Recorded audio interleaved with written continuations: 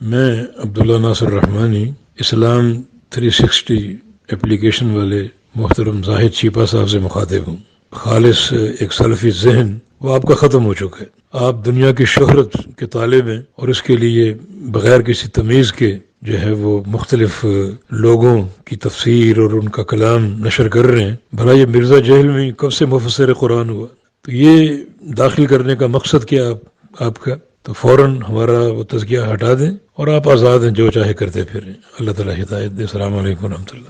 ہونا تو چاہیے جب آپ گمراہ لوگوں کی، وہ بندہ جو تمہارے پیچھے نمازیں پڑھتا ہے، تمہیں چندے دیتا ہے، سارے فرقوں کو، بریلوی، دیوبندی، اہل حدیث، شیعہ، تم ایک دوسرے کو کافر سمجھتے ہو، ایک دوسرے کے پیچھے نماز پڑھنے کے قائل نہیں ہو، آپس میں تم نے ایک کیا ہوا ہے۔ تو یعنی عوام کو تو یہی میسج جا رہا ہے کہ سارے گمراہ ایک جگہ جمع ہوئے ہیں، اپنی اپنی دکانیں چلا رہے ہیں۔ ہونا تو چاہیے تھا باقی لوگوں کے بھی نام لیتا، نام صرف میرا لیا اس لیے کہ اسے پتا تھا کہ اس نے کون سے نان اسٹیٹ ایکٹر بھرتی کیے ہوئے ہیں کہ یہ میرے اوپر چڑھائی کریں گے۔ اگر وہ لیتا نا نام بریلویوں کے کسی بڑے کا، تو ٹی ایل پی والے پہنچ جاتے ہیں اس کی طبیعت صاف کرنے کے لیے۔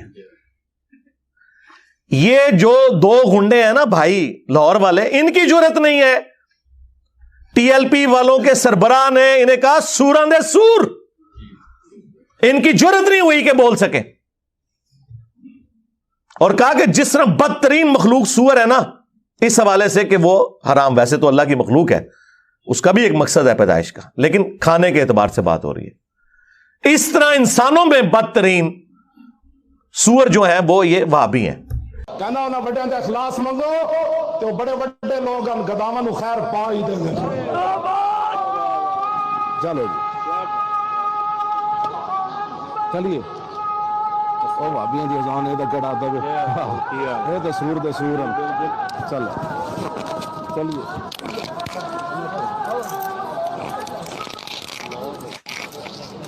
ان کی جرت نہیں ہوئی بول سکے، کیونکہ انہیں پتا تھا پینٹی لگے گی۔ ٹوٹلی ان کا دین مذہب جو ہے نا وہ پیسہ اور دنیاوی سٹیٹس ہے، بس اس سے زیادہ کچھ نہیں ہے، کوئی ان کی کوئی حالت نہیں ہے۔ تو ایک دوسرے کے بارے میں یہ لوگ نہیں بولتے، مجھے سنگل آؤٹ کیا ہوا ہے، ہمیں تو یہ باتیں کرتے ہیں نا، ہم تو ساروں کو مسلمان سمجھتے ہیں۔ ان کی حالت یہ ہے کہ حسام الحرمین میں احمد بریلوی صاحب نے دیوبندیوں کو واجب القتل اور مرتد لکھا ہے، ان کے کفر میں شک کرنے والا بھی کافر یہ لکھا ہے، اور جواب میں المہند المفند میں انہوں نے احمد بریلوی اور ان کی جماعت کو شیطانی لشکر کہا ہے، یعنی کافر سے بھی اگلی ڈگری شیطان، اور کہا جس طرح انبیاء پر حملہ آور ہوتے تھے، وہ کافر شیاطین تھے نا، مسلمان شیاطین تو نہیں تھے۔ اور پھر احمد بریلوی نے تو ان کی طبیعت صاف کی ہے احکام شریعت کے اندر، آئے ہائے ہائے ہائے، انہوں نے لکھا ہے کہ دیوبندی ہو، اہل حدیث ہو، وہابی ہو، اور قادیانی بھی بیچ میں شامل کر دیے کافر، یہ 1,00,000 دفعہ بھی اللہ کا نام لے کے ذبیحہ کریں، ذبیحہ مردار ہی رہے گا، البتہ یہود و نصارہ کا ذبیحہ حلال ہے۔ ہائے ہائے ہائے ہائے، یہ ان کی آپس کی حالت ہے۔ باتیں ہمیں کرتے ہیں، کہتے ہیں جی انجینئر صاحب کی تفسیر نکال دیں آپ اور ان کی تفسیر ڈالیں جو ہمیں کافر کہتے ہیں۔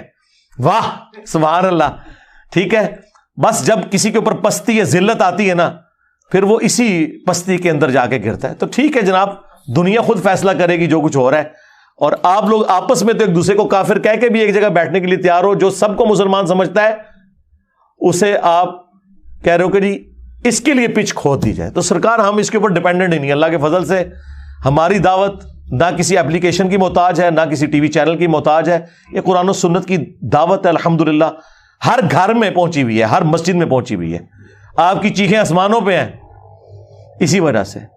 تو انشاءاللہ تعالی اللہ کی مدد ہے اس مبارک دعوت کے ساتھ، جو خالصتاً رسول اللہ صلی اللہ علیہ وآلہ وسلم کے مبارک طریقے پہ ہے الحمدللہ۔ یہ ایک دوسرے کو مسلمان بھی نہ سمجھیں اور ان کی تفسیر ڈالنے کے لیے تیار ہے، تو میں نے ان کے ساتھ کون سا ایسا معاملہ کر دیا ہے؟ بھائی انہیں پتا ہے کہ ہم نے چورن بیچا تھا قرآن و سنت کے نام کے اوپر، قرآن و سنت ہم نے پوری بیان نہیں کی، ہمارا دین رفع الیدین اور آمین سے شروع ہو کے اسی پہ ختم ہوتا تھا۔ بنو امیہ اور مامو پارٹی کی جو بدماشیاں ہیں وہ تو انجینئر صاحب نے ایکسپوز کی ہیں، اب بخاری مسلم تو نکلوا نہیں سکتے، یہ بات کریں گے تو پھر تو اہل حدیث کی کوئی 4-5 کوئی اہل حدیث بچ گئے ہیں نا، اگر وہ بھی جاتے رہیں گے، ادروائز جتنے بریلوی دیوبندیوں سے ریورٹ ہوئے تھے نا وہ تو وہابی فرقہ چھوڑ چکے اللہ کے فضل سے۔ تو یہ تو یہ کہہ نہیں سکتے. تو انہوں نے کہا ٹھیک ہے انجینئر صاحب کے اوپر پابندی. حالانکہ انجینئر صاحب اس کے اوپر ڈیپینڈنٹ ہے, مجھے بتائیں میرا کیا اس کے ساتھ لینا دینا اس حوالے سے.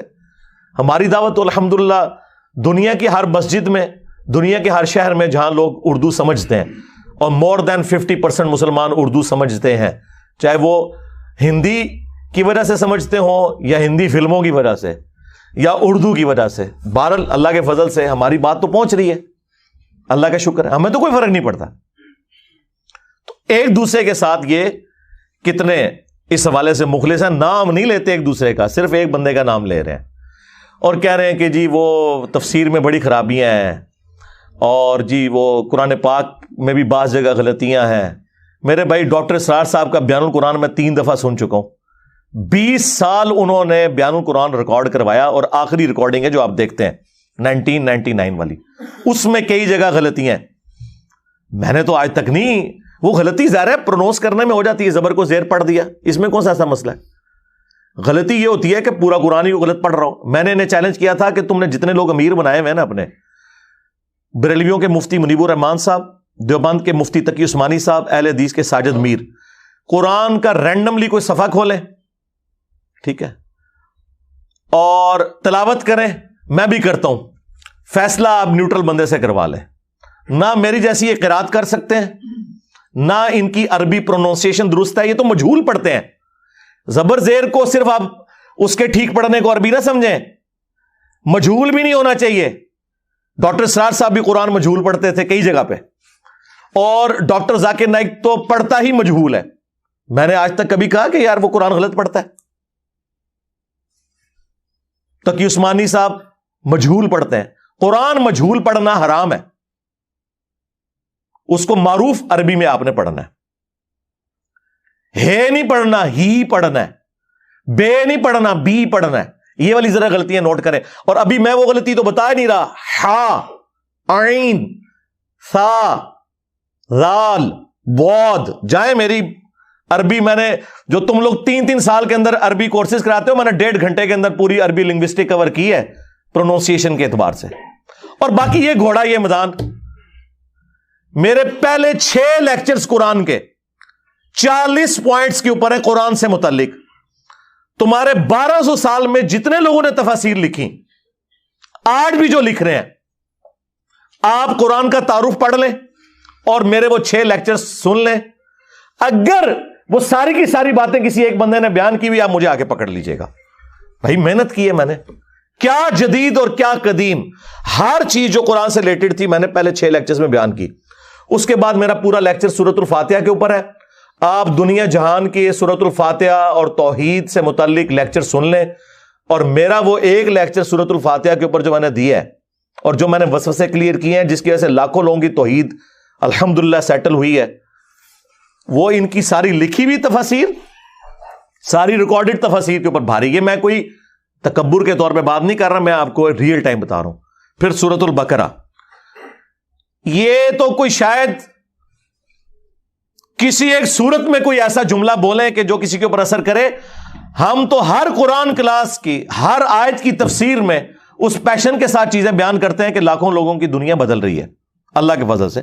چیک کر لیں, میں تو کہتا ہوں چیک کریں, لگائیں میری بھی تفسیر, ڈاکٹر اسرار کی بھی, ڈاکٹر فرحت ہاشمی کی بھی, اور باقی ان کے جو مرے ہوئے بزرگوں کی بھی تفسیریں پڑھ کے دیکھ لیں, تو آپ کو ساروں کا نالج ایک جگہ, اور پھر ایک ایک ریفرنس کے ساتھ کہ حدیث بخاری میں ہے, یہ مسلم میں ہے, کوئی اس میں آپ کو من گھڑت باتیں, قصے, کہانیاں نہیں ملیں گی.